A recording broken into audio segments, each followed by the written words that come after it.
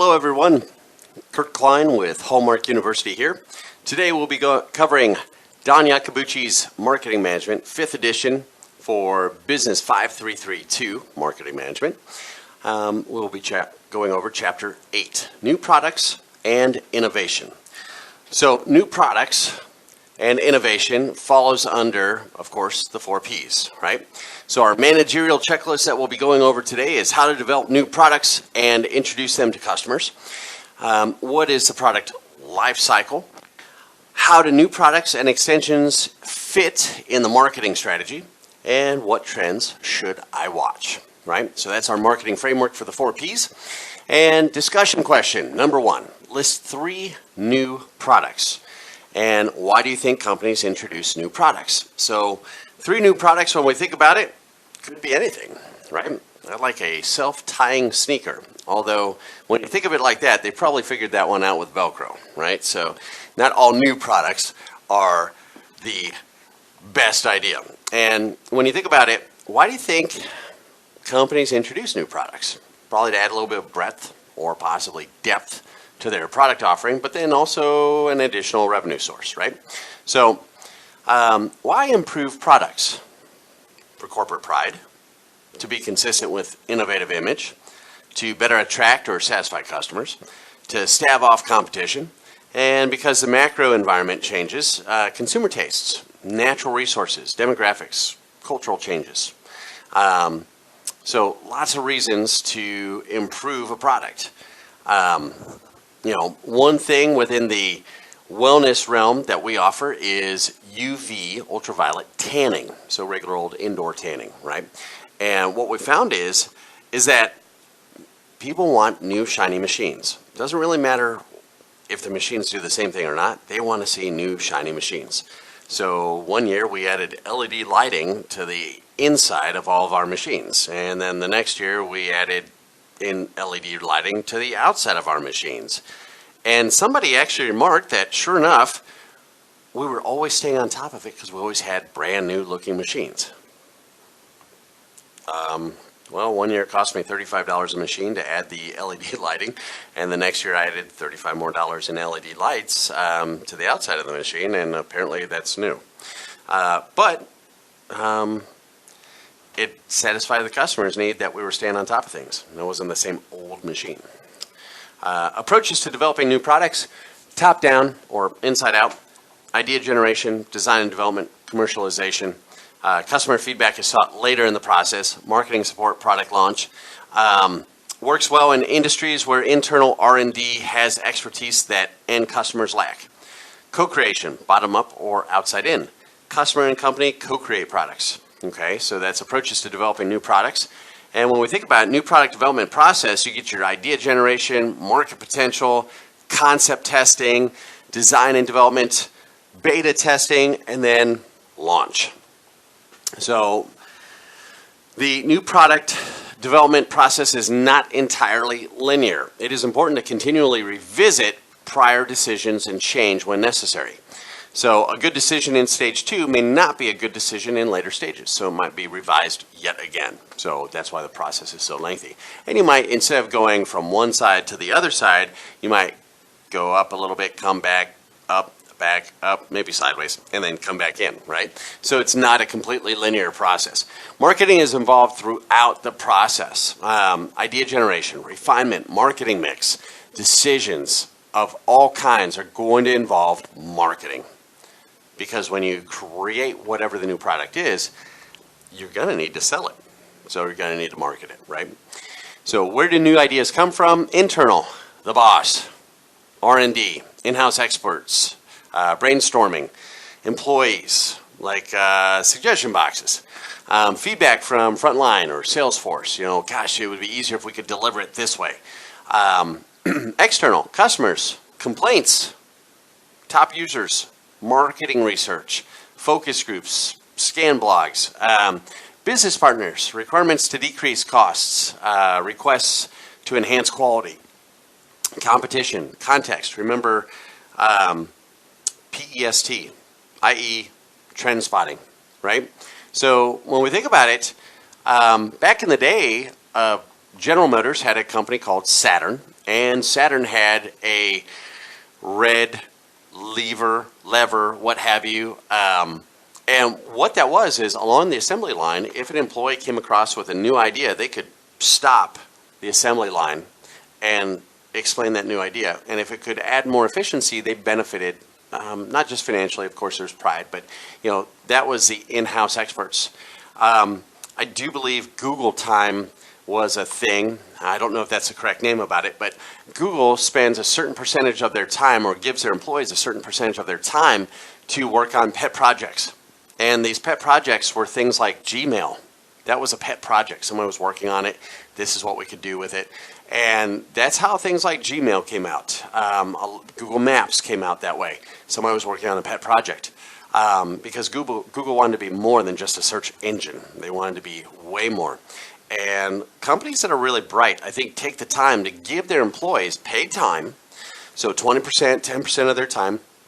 If your average 40-hour work week is a 10%er, that means you get between 4, if you're 10 to 20%, 4 and 8 hours a week out of your standard 40. These days it's probably your standard 50, to work on a pet project that might be rewarded through the company. And there's always incentives, fiduciary incentives, to get those people to drive. I mean, think about it. If you owned a company and you told your people 20%, so you could take 10 hours a week, let's say, to work on a product that we will both work on, right? That could benefit the company, and then you get a founder's fee for the entirety of the life cycle of that product. Would you do it? If it was your company, would you implement that strategy? Good question, right? Where do new ideas come from? It comes from things like that, outside of the box thinking. So idea creation and market potential. Idea generation, brainstorming. No idea is a bad idea. Let's get everything up on the whiteboard and then figure out if it's going to work for you. Firms may allocate time for employees to work on pet projects, right? We talked about that. In-house winnowing or refinement, screen ideas for plausibility using internal experts' knowledge, marketers' target knowledge, management's company knowledge, right? Feasibility assessments and business analysis are somewhat fuzzy at this stage. So it's kind of a clear as mud idea, and we'll get to it. So concept testing, design and development, you obtain feedback on plausible ideas, right? Use marketing research to save a company from a bad idea. Yield information to tweak an idea and encourage pursuit of good ideas. Research may include focus groups, online surveys, etc. Conjoint analysis may also be used to determine trade-offs. Focus groups, 2 to 3 groups per segment, 8 to 10 customers usually. Usually lasts about 1.5 to 2 hours. Back in the day, the Richards group up in Dallas, Texas was real big into focus groups, and you could make like $75 for your hour and a half. If you went in and you gave your ideas, but you had to be somebody that was could prove that you used this particular product. I got to be part of several focus groups, and they were awesome. Because that company was really interested, and there was somebody in there furiously recording and taking notes. And in that focus group, they asked questions of, when you think of a product that does X, give us the Y as to whether or not you'd buy it, and what your criteria is to buy it before, looking at a competitor, that sort of thing. So the goal is background information to improve product development or product positioning. So participants give feedback on that product and the concepts, and then they might be like, well, it'd just be awesome if, this machine could also do X, Y, and Z. And what that's doing is your creative juices or your frustration at the fact that it fails to yield a certain outcome, that might spark something. Remember, there's, the good ideas factor. That might spark something in the marketers or the focus group leaders' brain, so that they go back and they really make some knockout products. A lot of products are tested out that way. Conjoint procedure. Different combinations of attributes are put together and compared. Customer says which is best, next best, etc. Use in focus groups, online studies. Allows marketers to see what attributes are most attractive. And should a laptop be light, powerful, specific color, and preloaded with software, right? And that's how we've gotten some of the products that we have today, is those focus groups. Excuse me. Research results are used to develop a prototype. Only one prototype is developed at a time. And if the prototype is not successful, another prototype is developed. Elio Motors, E-L-I-O, came out with some prototypes, and they've been fooling around for the last decade or so on a car that could maybe one day get 84 miles to the gallon. It's a two-seater, it's front and back, and it's a narrower slipstream is what it produces. And they produced, I think, a half dozen prototypes, one at a time, and they steadily built up their little lineup there, different colors, different features, and they were testing them out. So maybe one day we'll find out that Paul Elio is legit, and he'll put these things into mass production. It would be really cool, I think. I wonder if he's not just waiting for, gas prices to rocket, and then that would be a perfect time for his company to strike. But in the meantime, they've got 6 prototypes as far as I know. They've yet to produce one, and at some point in time, that'd be an awesome car, wouldn't it? So lots of feedback, lots of focus groups went into the production of Elio Motors. So far, life cycle to date, they haven't produced an actual car, but there's 6 prototypes out there, right? So beta testing. A beta version is made available for trial. Ideal to simulate a real-world purchase, used to help forecast sales. If people go nuts for it, you can kind of forecast generously high. Customer reactions to marketing materials are also examined. Ad copy, price points, distribution, etc. That all goes into it. Clarifies the image of the product to the customer and allows company to get feedback.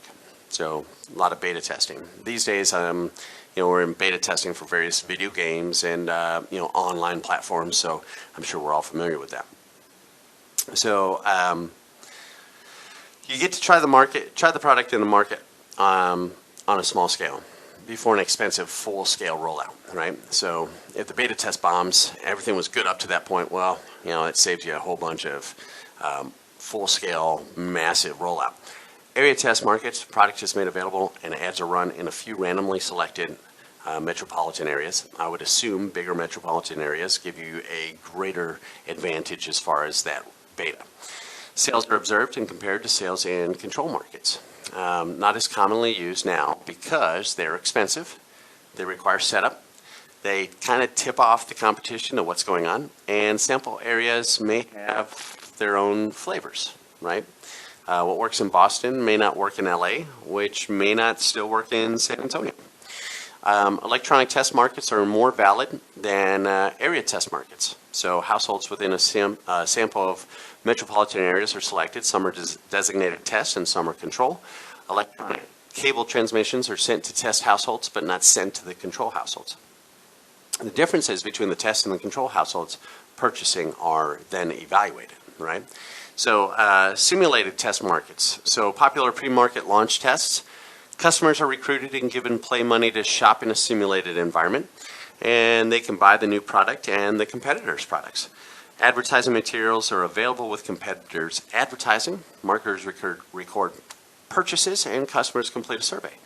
Data is then used as input to forecast sales. So all done way less expensively than rolling out a physical product to a market, right? So launch, forecast sales. If it's not promising, you abort the launch, right? If it's very promising, then you launch. Forecasts are important to the accounting and finance for budgeting, Salesforce for setting sales goals, quotas, and production and logistics for planning equipment, storage, transportation, all of that, right? So forecasting, the goal is to estimate sales and potential, so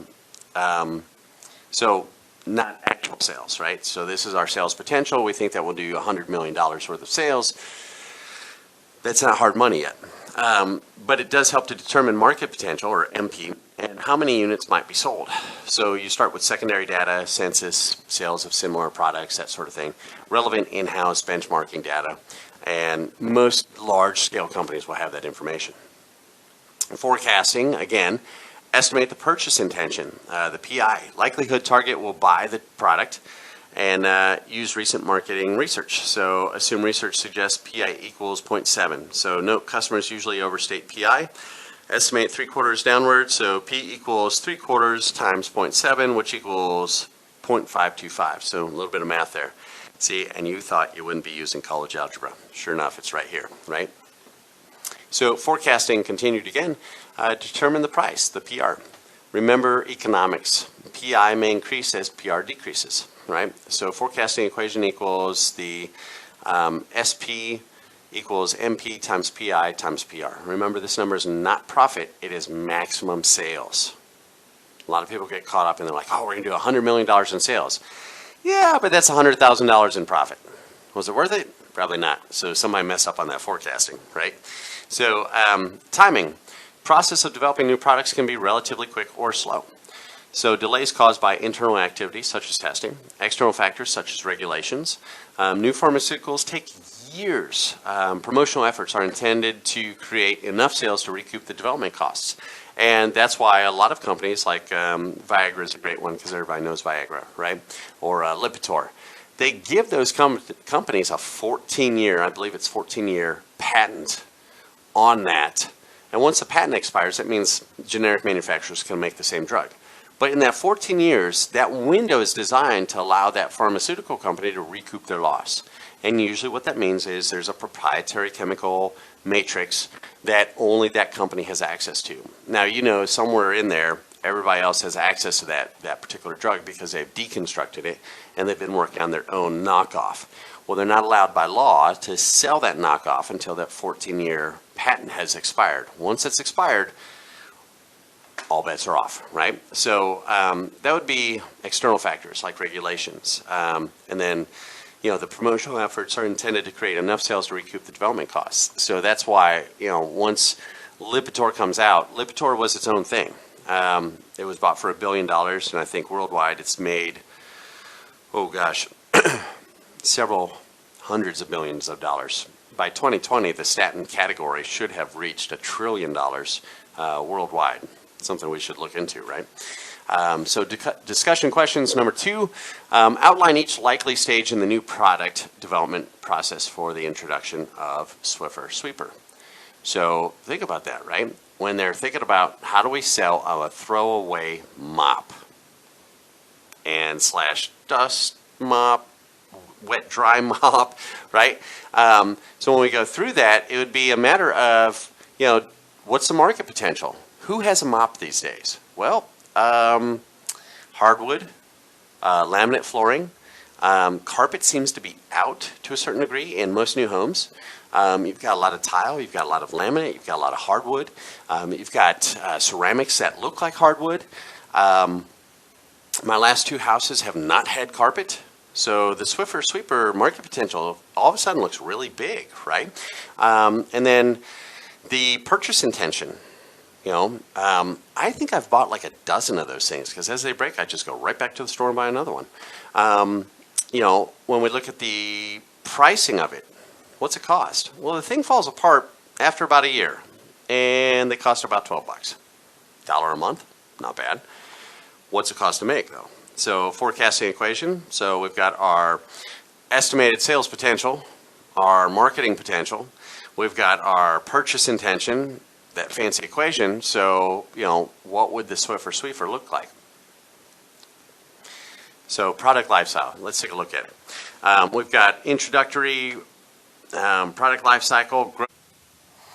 All right, so product life cycle describes the evolution and duration of a product in the marketplace. Phases have predictable sales and profits as well as optimal marketing actions. So at the beginning of time, you've got your introductory, then your growth, maturity, and decline stages, right? And with that, you've got a linear curve for the most part that follows suit. So in your introductory, your sales are low. Somewhere between that growth and maturity, your sales kind of spike up, as does your profit.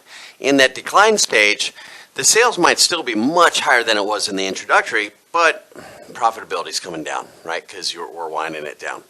So when we think about it, low sales for market introduction is what we're going to look at, right? Right as you get started. Heavy marketing spending on awareness to get that brand going. So remember, it's like physics. An object at rest tends to stay at rest unless acted upon by an external force. So lots of spending to get the awareness. That would be the outside force to get the momentum going. Pricing strategies. Penetration is relatively low price. And skimming, high price, recoup R&D costs. And then there's the limited distribution. So market growth, sales and profits increase. Distribution coverage is greater. Price may increase. Competition, competitors enter the market and kill each other off or specialize. Product needs competitive advantage. Promotion focuses on product superiority. So market maturity and the product life cycle. Industry sales level off. Competition is fierce, with weaker firms leaving, profits decline. Promotion focuses on product superiority and provides a reminder to buy, right? Product line may be extended and new benefits may be added. So there might be more value adds, there might be more features and benefits added to the existing, so the evolution of the product. Marketing costs increase and price falls due to competition. Market decline, sales and profit decline. New products replace older generations. Old products may be divested, sold, sell early to get the best price, harvested, support reduced, and rejuvenated, refurbished with new benefits, right? So discussion questions number 3, do products have to die? All right, discussion questions number 3, do products have to die? Do they have to go the way of the dodo? Are the lengths of product life cycles consistent across all products? And do individual brands have shorter or longer life cycles than product categories? So when we think about products having to die, what product has come and gone, right? Think of an infomercial product. One of the ones that comes to mind is the Total Gym. Did it die off? Is it still around? What's going on with it? Are the lengths of the product life cycles consistent across the products? Do individual brands have shorter or longer life cycles than product categories? Total Gym's been around for about 25-ish years and actually still going strong. They originally had a price point that was very, very low, and you could do payments on it, right? So the Total Gym, if you look at it, you can find really old models for about $100 or so on Craigslist. And they do make, I want to say, like a $4,000 or $5,000 version of the Total Gym. Christy Brinkley and who was the Kung Fu guy? Chuck Norris, right? They were the founding spokespeople. They still are. Pretty cool. 25, 30 years they've been at it. So does it have to die? Do they die? Does somebody else buy them? That's probably what happened with that one. They were divested. Somebody picked them up and ran with it and improved upon the product. So they've been able to refurbish it, right, and add more benefits to it. So let's look at the diffusion of innovation. A normal curve is utilized to partition customers into groups to show how new products spread through the marketplace.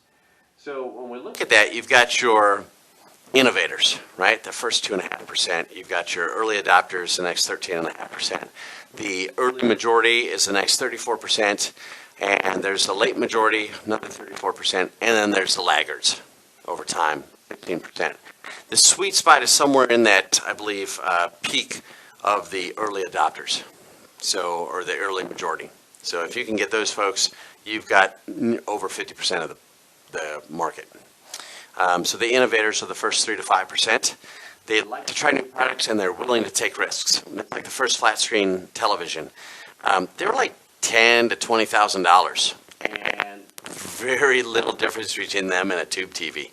But people like to try new things. The fact that the television was flat up against the wall versus this massive tube,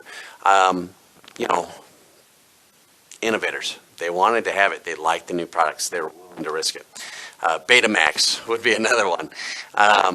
Early adopters, the next 10 to 15%, right? So even more influential as opinion leaders because the group is much bigger. So those are your early adopters. So your innovators might have been the folks waiting in line, camping out at the release of the first iPhone, right? The early adopters were the folks that showed up that day of the release when somebody had been camping out. The innovators had been camping out all week for the Friday release, right? Early majority is the next 34%. They're more risk averse. They are waiting to hear about favorable experiences from the early adopters. So once the early adopters pile in on all the 5-star reviews, the early majority will jump on board, right? So when you do the math on that, if you run maximums, you got 5% on the innovators, 15% on the early adopters, that's 24 or 20%, and then you've got the 34% of the early majority. Once you hit that number, if you can max out on the early majority, you've got 54%-ish of the market, right? Late majority is the next 34%, even more cautious than the early majority, and often older and more conservative, and they want to buy only proven products. So, you know, you might look at a product, it's got 7 5-star ratings, and while 7 5-star is 100% of the 5 stars, out of the total of 7 reviews, your late majority is probably going to wait till you have like 1,000 reviews on that thing, and it needs to be a 4-point something or higher, right? The laggards or the non-adopters, that would actually be my father. He still uses a flip phone. He got a smartphone, couldn't figure out how to turn it on and dial with buttons, took it back and demanded a flip phone. He's a laggard.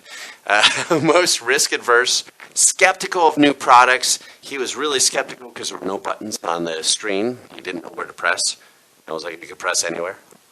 Stereotypically, lower income, I don't know that describes him, but product category may not be relevant to them. He does not care. He wants to make telephone calls with a telephone, and a mobile phone means he can make a telephone call from wherever he's standing. Laggards, next 15%, usually 5 to 15%. So, discussion question number 4. Use the diffusion of innovation model to explain the growth of the smartphone market, right? We were just talking about that. So, think about it. Who are the folks in your particular circle that had the very first iPhone? Can anybody remember the very first iPhone, right? We're on the iPhone 11 at this point in time. You know, the smartphones, what did that look like? Where are we within the diffusion of innovation?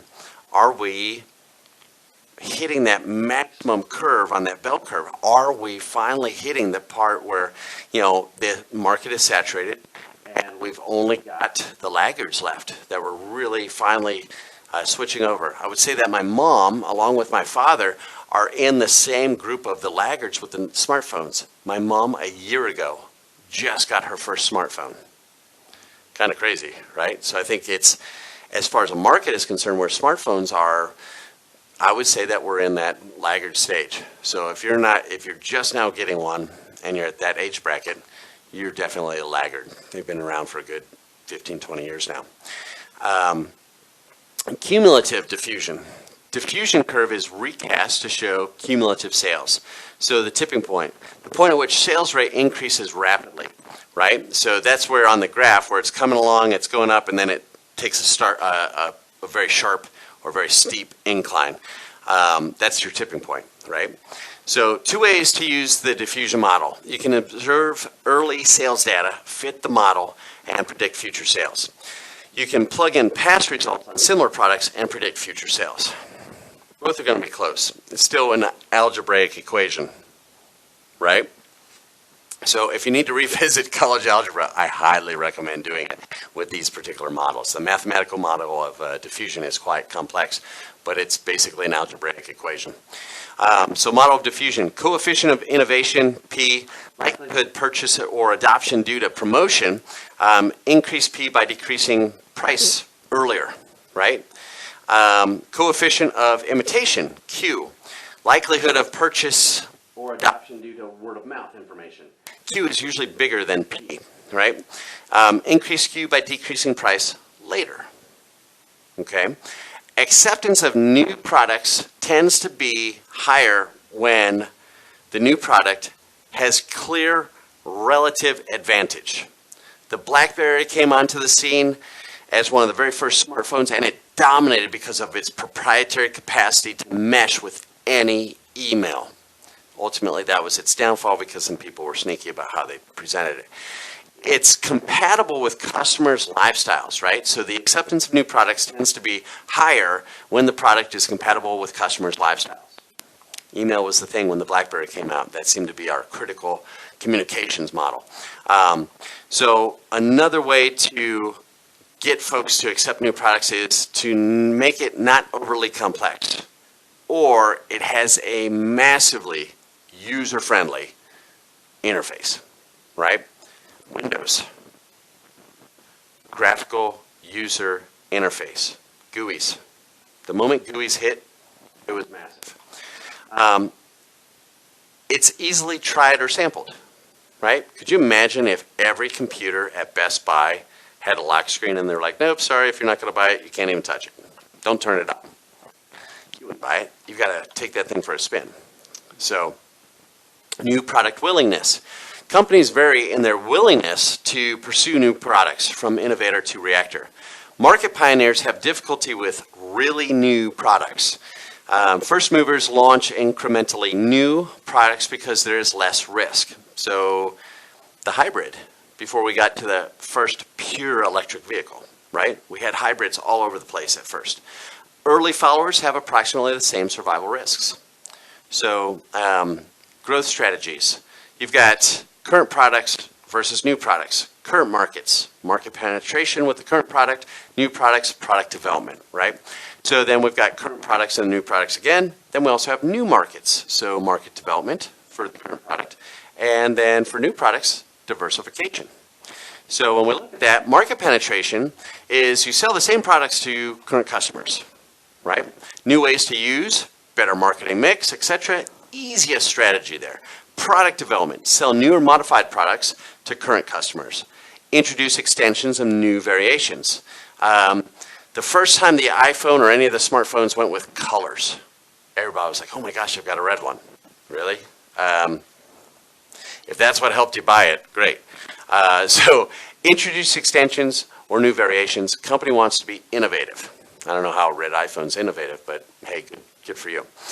Growth strategies, again, market development. Sell existing products to new segments. Move global or target different segments. May need to change your image or possibly channels, distribution channels, retail channels, that sort of thing. Diversification. Pursue new markets with new products. Too difficult for most companies due to lack of experience in product and market, right? It's one of the toughest strategies. Otherwise, we'd have Procter & Gamble level companies all over. We actually do, we're just not aware of it, right? Because there's bigger companies owning smaller companies and they let them maintain their brand. So trends to watch: aging population, Hispanic population growth, more wealthy Americans, growing concern for environment and corporate social responsibility, cultural differences, the role of China and fast growing economies, right? So the Asian influence, and when we say that, I think a lot of people think, oh gosh, China. India's in China, right? Thailand, China, Taiwan, China, Asia, they're all there in the continent known as Asia. And I do believe that would be Russia as well. So lots to look at when we think of, not just the role of China in fast-growing economies, but look at Asia as a whole. Several billion people live over there, one continent. How many people live on the continent of America? And it's not several billion, right? So discussion questions number 5. How could firms capitalize on the opportunity presented by the aging population? Make it simpler. Make it easier. The first thought I had when I was upgrading from my iPhone 6S to the XR is, oh my gosh, am I going to have to learn a whole bunch of new stuff? Hopefully it's the same. Oddly enough, I'm in the aging population. Discuss changes in the global economy, right? So when we think about it, we just did that. Asia, Lots of countries. We think China, we think Asia, but last check, I think China and India have almost identical population growth booms. Where are we getting our products manufactured? Those two countries, massive. At some point in time, they will have so much capital, they'll be able to really influence the global economy, right? So how could firms capitalize on the opportunity presented by the aging population? I don't know. But I think retro might be something that comes back, right? Because it reminds us of things. Look at the USB compatible turntables. Aging population, something to think about. Managerial recap. New products are crucial to growth. New product development process, idea generation to market potential, to concept testing, design and development, then beta testing, and ultimately the launch, right? Products evolve through a life cycle, introduction, growth, maturity, and decline. Ideally, you'd want to get something going to either keep it going somewhere in maturity or the growth and have that next refurbishment set up or divest it before the decline. That would take a magic ball. Each stage is recognizable by its sales and profitability and carries 4 P recommendations, right? Models can be used to forecast sales. Marketers should study important trends. Think about it. Where is the global economy going? What's the trend? Where's the population going? Where's the money within the population? Those are all the trends that marketers should be looking at. The socioeconomics of it all. That's it for Chapter 8. See you next time.